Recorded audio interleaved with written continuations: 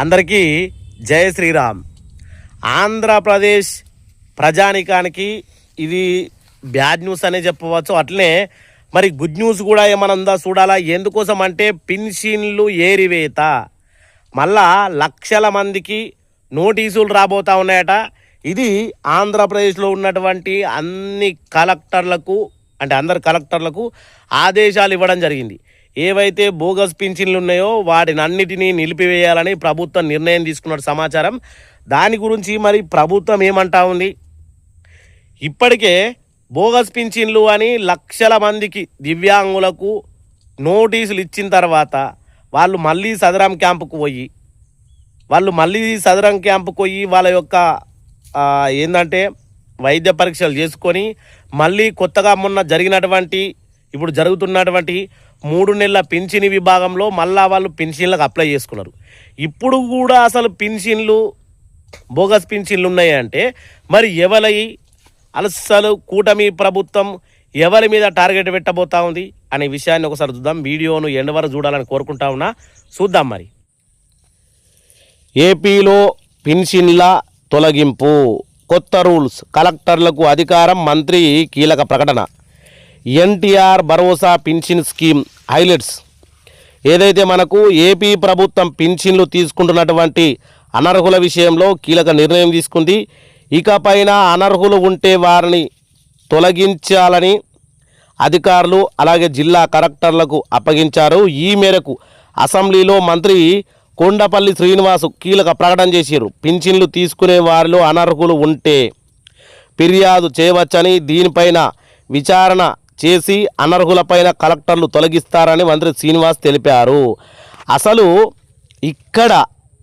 ఇప్పటికీ కూటమి ప్రభుత్వం వచ్చి ఇంచుమించు 2 సంవత్సరాలు అవుతా ఉంటే మరి ఇప్పటికే లక్షల మందికి అనర్హులకు నోటీసులు ఇచ్చి వాళ్ళు వైద్య పరీక్షలు వేసుకొని మళ్ళీ వాళ్ళు కొత్తగా పెన్షన్లకు అప్లై చేసుకున్న ఏడల మళ్ళీ ఇప్పుడు అనర్హులు ఎవరు అంటే ఏ కేటగిరీ వారు అనర్హులు అనే విషయం పైన చాలా గందరగోళం నెలకొంది. వాస్తవానికి ఏ కేటగిరీ వారిని టార్గెట్ చేయబోతా ఉన్నారు, మరి అన్ని జిల్లాల కలెక్టర్లకు ఆదేశాలు ఇచ్చినప్పుడు ఎవరికి మళ్ళీ నోటీసులు ఇవ్వబోతా ఉన్నారు, ఇదంతా అవసరమా అంటే నిజంగా గ్రామ సభలు పెట్టి సెక్రటరీలకు ఏదైతే ఇప్పుడు డిప్యూటీ సీఎం పరిధిలో ఉన్నటువంటి గ్రామ పంచాయతీ శాఖకు ఇస్తే ఏ ఊర్లో బోగస్ పింఛన్లు ఉన్నాయి సెక్రటరీలు చూసుకుంటారు కదా. చూద్దాం. మరి ఆంధ్రప్రదేశ్ ప్రభుత్వం ఎన్టీఆర్ భరోసా పింఛన్లకు సంబంధించి కీలక నిర్ణయం తీసుకుంది. పింఛన్లు తీసుకునే వారిలో అనర్హులు ఉంటే వారిని తొలగించేలా కలెక్టర్లకు అధికారం ఇవ్వనున్నారు. ఈ మేరకు మంత్రి కొండపల్లి శ్రీనివాస్ అసెంబ్లీలో కీలక ప్రకటన చేశారు. అసెంబ్లీలో పింఛన్ల అంశంపైన సర్వేపల్లి ఎమ్మెల్యే సోమిరెడ్డి చంద్రమోహన్ రెడ్డి ప్రశ్నకు మంత్రి సమాధానం ఇచ్చారు. ఎన్టీఆర్ భరోసా పథకం కింద పింఛన్లు తీసుకుంటున్నటువంటి వారిలో అనర్హులు ఉంటే కలెక్టర్లకు ఫిర్యాదు చేయొచ్చు. విచారణలో నిజమని తేలితే అలాంటి వారిని తొలగించేలా అన్ని జిల్లాల కలెక్టర్లకు అధికారాలు ఇచ్చామని చెప్పిండు. మరి మంత్రి కొండపల్లి శ్రీనివాస్ అసెంబ్లీలో ఈ విషయం మాట్లాడిన తర్వాత ఇప్పుడు ఆంధ్రప్రదేశ్ రాష్ట్ర వ్యాప్తంగా మళ్ళా ఒక కొత్త లుల్లికి తెరపడింది అని చెప్పుకోవచ్చు. ఎందుకంటే ఇప్పటికీ బోగస్ పింఛన్లు కానీ బోగస్ అన్న విషయం కానీ ఉండకూడదని నారా చంద్రబాబు నాయుడు ఆల్రెడీ పోయిన సంవత్సరం నుంచి ఏరివేత జరిగింది. మళ్ళా ఇంకా ఎక్కడున్నాయి బోగస్ పింఛన్లు? కడప జిల్లాలో 3000 మంది దివ్యాంగుల పింఛన్ల పైన ఫిర్యాదులు వచ్చినాయట. మంత్రి కొండపల్లి శ్రీనివాస్ వెంటనే కలెక్టర్కు విచారణ చేసి అర్హులైన వారిని 70% మందిని తొలగించారు. దేశంలోనే మిగతా రాష్ట్రాల కన్నా ఆంధ్రప్రదేశ్లోనే అధికంగా వయోవృద్ధులు, దివ్యాంగులు, వితంతువులు పింఛన్లు ఇస్తున్నామని, రాష్ట్రంలో మొత్తం 29,86,023 మంది వయోవృద్ధులు, నెలకు 4,000 చొప్పున అక్షరాల 1,194 కోట్లు ఇస్తున్నామని, అలాగే 7,65,820 మందికి దివ్యాంగులు, వీళ్ళకు ప్రతి నెల 6,000 చొప్పున ఇంచుమించు 4,600 కోట్లు పంపిణీ చేస్తున్నామని, ఇక 17,35,963 మంది వితంతువులకు నెలకు 4,000 చొప్పున దాదాపు 700 కోట్లు ఇస్తున్నామని, రాష్ట్ర జనాభా లెక్కల ప్రకారం 12.88% ప్రజలకు పింఛన్లు ఇస్తున్నామని మంత్రి వివరించడం ఇది ఒక గమనార్థము. నిజంగా ఇందులో చూసుకుంటున్నటువంటి ఓన్లీ కడప జిల్లాలోనే 3,000 మంది దివ్యాంగ పింఛన్ల పైన ఫిర్యాదులు వచ్చినాయంటే మరి మొత్తం ఆంధ్రప్రదేశ్లో ఉన్న జిల్లాలల్లో ఎన్ని బోగస్ పింఛన్లు ఉండాలి అనేదే ప్రజలకు గందరగోళం. మళ్ళా ఈ దివ్యాంగుల పింఛన్ మీదనే ఇదివరకు 1,00,000 నోటీసులు ఇవ్వడం జరిగింది. మళ్ళా దివ్యాంగుల మీదనే వీళ్ళ యొక్క అస్త్రం ఎందుకు వదులుతున్నారు అనేది ఇప్పటికీ అర్థం కాని విషయం.